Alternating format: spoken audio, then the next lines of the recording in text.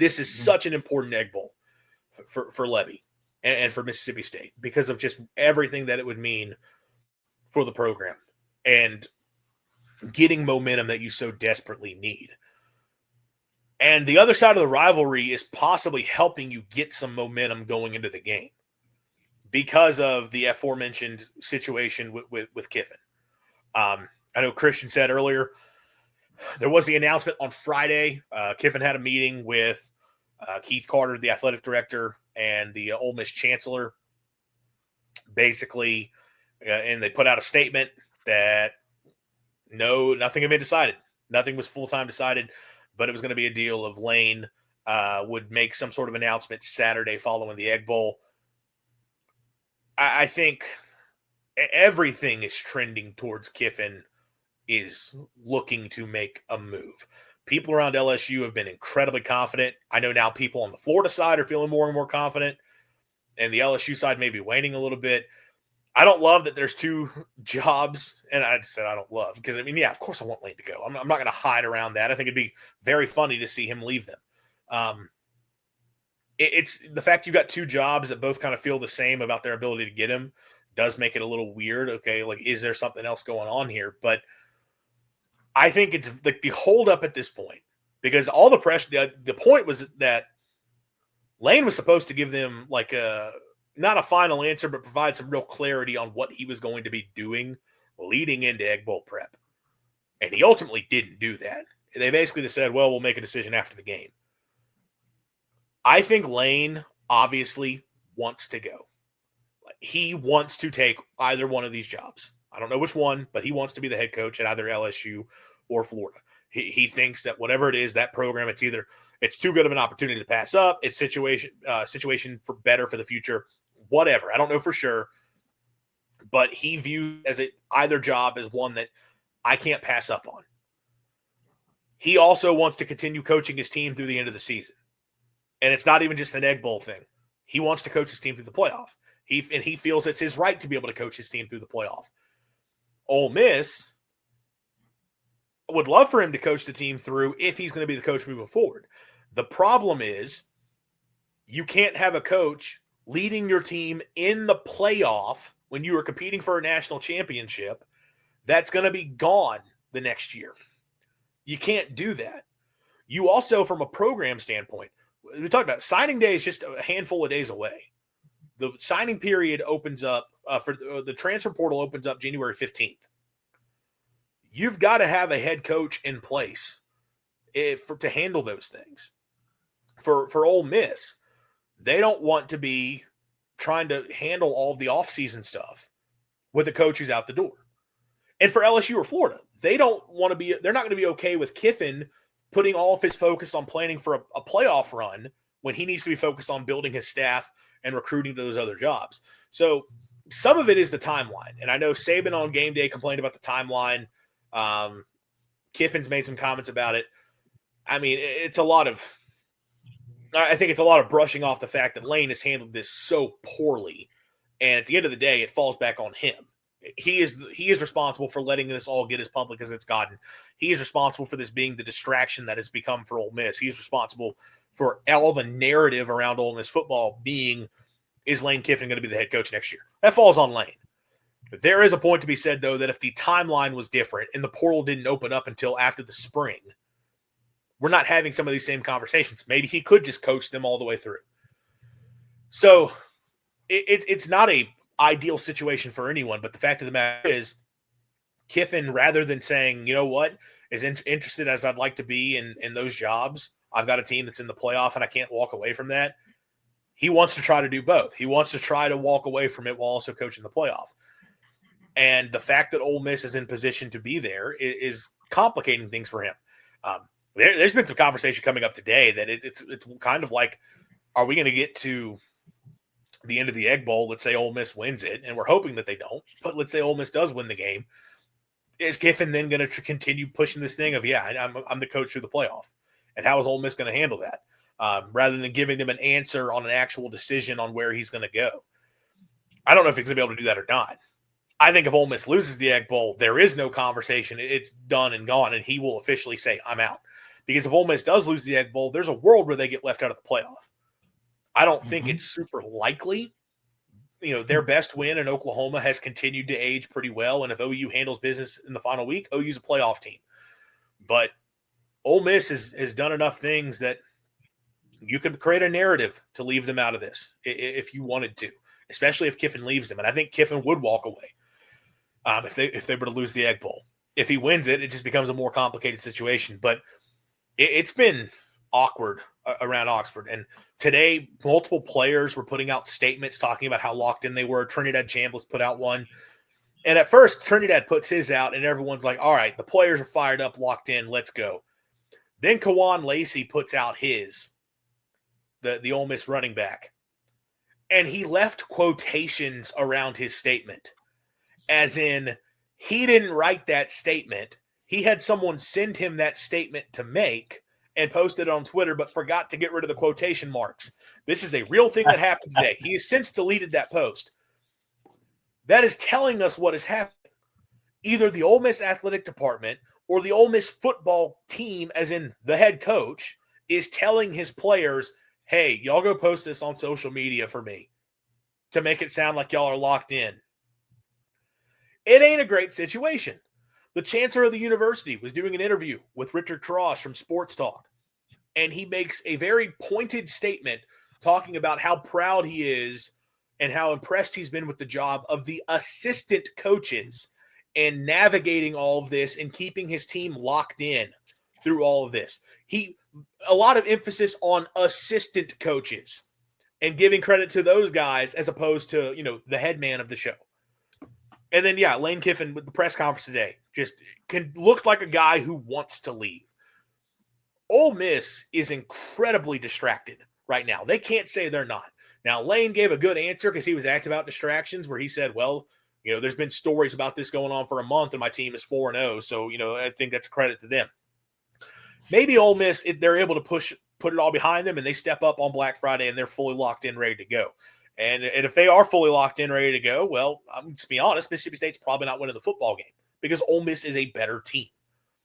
But at the end of the day, it's hard to not see a situation where this is impacting Ole Miss. And if that's going to be something that's continuing to hang over this team going to the Egg Bowl, and it feels like it will. Again, this might leak on Friday. I think On3 put out a report that you could hear something over the next few days, but there's a good chance what happens is going to get out by Friday. That just puts Ole Miss in an even worse spot going in.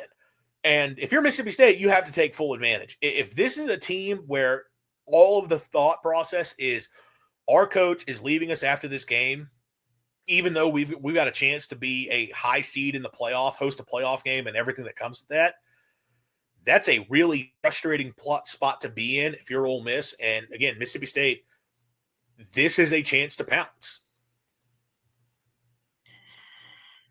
That's something I really wanted to say, but I'll just start talking and maybe it'll come back. But as far as Lane Kiffin, like,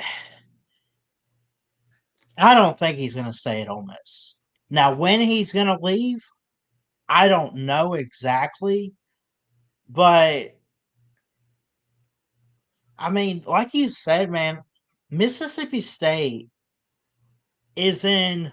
It's like they're in a tough situation because they're fighting for a bowl game with this game on Friday. But with where Ole Miss is at, like you said, man, take advantage of that. Wouldn't it be the biggest hilarious slap in the face to not like Lane Kiffin, but just to Ole Miss and like Ole Miss fans if you're just like, hey, dummies, your coach is leaving and we just beat y'all. Like, I mean, because like what's crazy, like I get if a coach like Lane Kiffin's gonna leave. But you cannot tell me or convince me that he has not had phone conversations that we just haven't heard about. He's talking to some people. I guarantee you he's talking to somebody. I don't know if He's it's had conversations. Florida. That's known. He's met with Florida people. He's Yeah, had a conversation with the governor of Louisiana. Like, these are all things that have been officially reported. Like, he has had conversations. yeah. Okay, yeah. So, but like the only thing we don't know or at least what's been made public, is if he's made a decision to stay or go. I can tell you right now. I know I had said last week, or I think it was last week. I said something about he'd be a guy to follow the contract or follow the money. I take that back.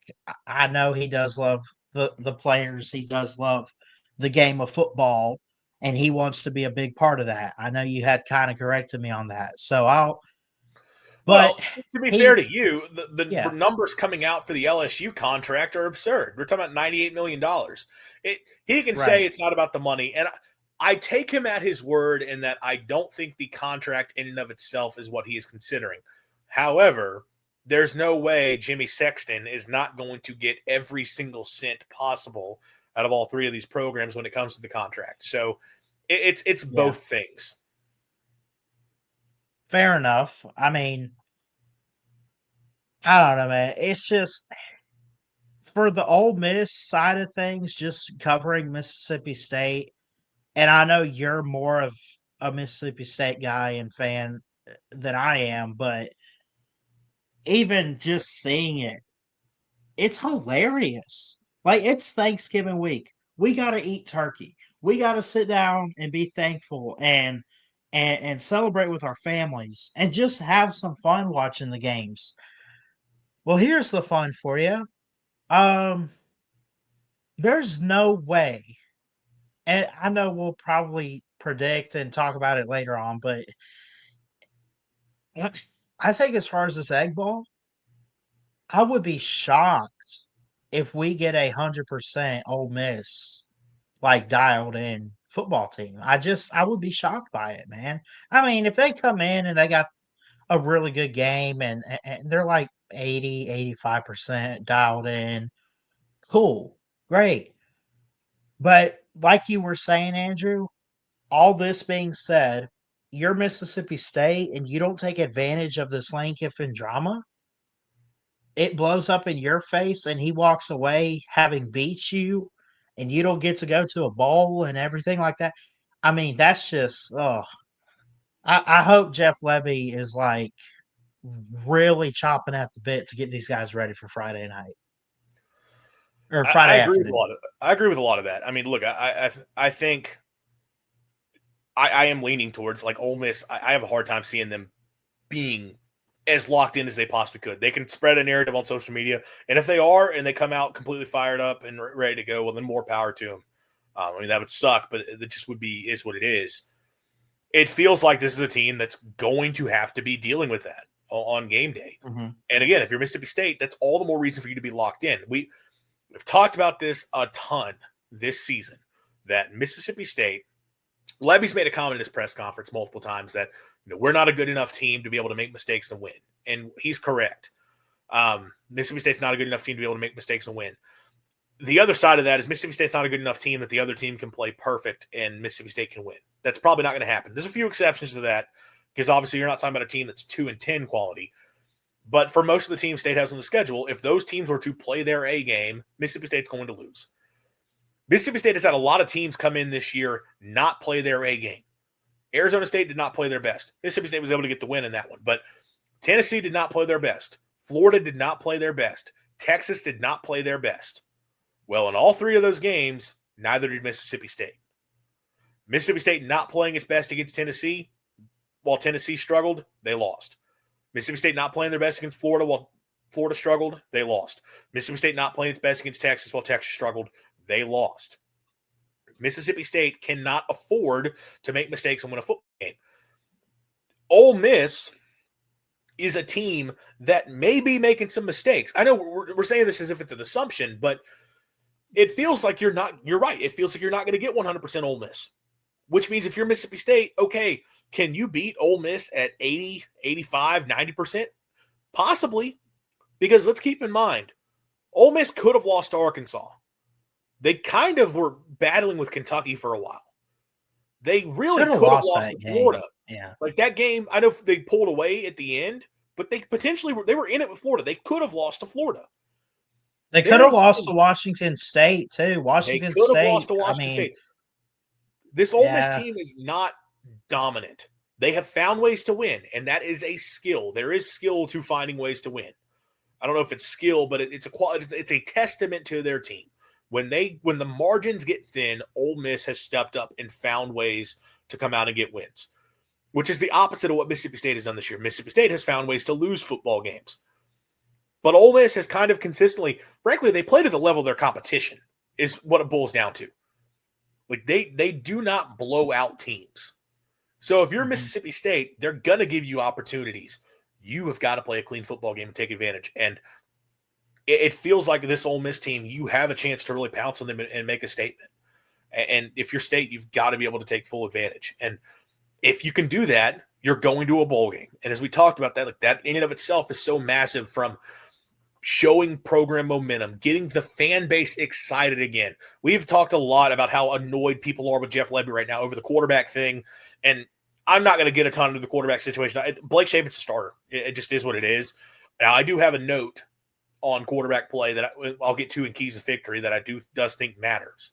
But we know Blake Shapen's going to start this game. He's going to have to play well. But people are frustrated over that. People are frustrated over the close losses. They're frustrated over recruiting. If you can just get this win, you beat your rival. Any win over Ole Miss is going to get Mississippi State fans a lot more excited.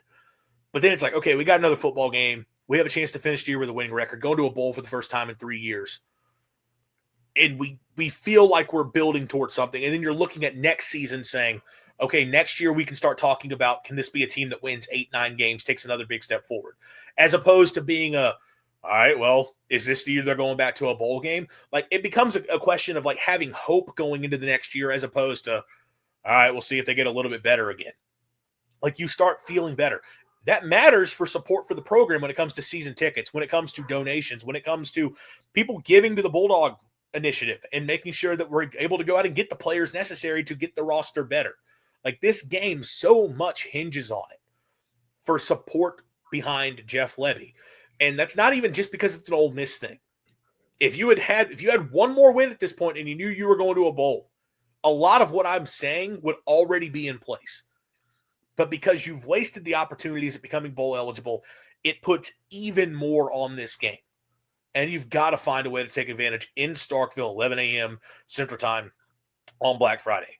Like, this is a chance to go into that game and make a big statement about the future of the program. And let's spin it forward even more. You want to talk about hope? What if you win this game, Lane Kiffin leaves Ole Miss? Are you then spinning this idea of, hey, we're the program moving forward in Mississippi? And I know that feels absurd with as good as Ole Miss has been the last few years. And I think if Ole Miss, there's good infrastructure in place there. If they hire a good coach, they'll probably still be successful. But you're looking at Ole Miss and it's like Kiffin is the guy there. And I'm just going to go ahead and like hot take. I know Ole Miss fans are spinning it that it's all about the Grove Collective and the infrastructure in place, and that's why they've been so successful. That's a part of it. There's no doubt that has played a role. That what they've done in NIL has helped them win. Lane Kiffin deserves a lot of credit too. Lane Kiffin is a really good football coach. And when programs lose an all-time great coach, you tend to see some regression afterwards to the mean. I have a hard time believing the next coach in Oxford is going to be as successful as Lane. Maybe I'm dead wrong. And if I am, well, then it is what it is. But more than likely, I'm not saying the next coach is going to come in and be bad, but it may be more of typical, just solid football as opposed to being a team that's in the upper echelon of the SEC year in, year out. If Ole Miss is taking a step back and you're Mississippi State, you can continue taking a step forward. Now it's like, okay, we're closing the gap. Can we jump you? And I'm not saying these things are going to happen. I'm saying you can sell that if you get a win. So that game, this is so huge for Jeff Lebby in the narrative. This game matters a lot, really, for getting people on board with this program, not just for this year, but feeling good about the future to come.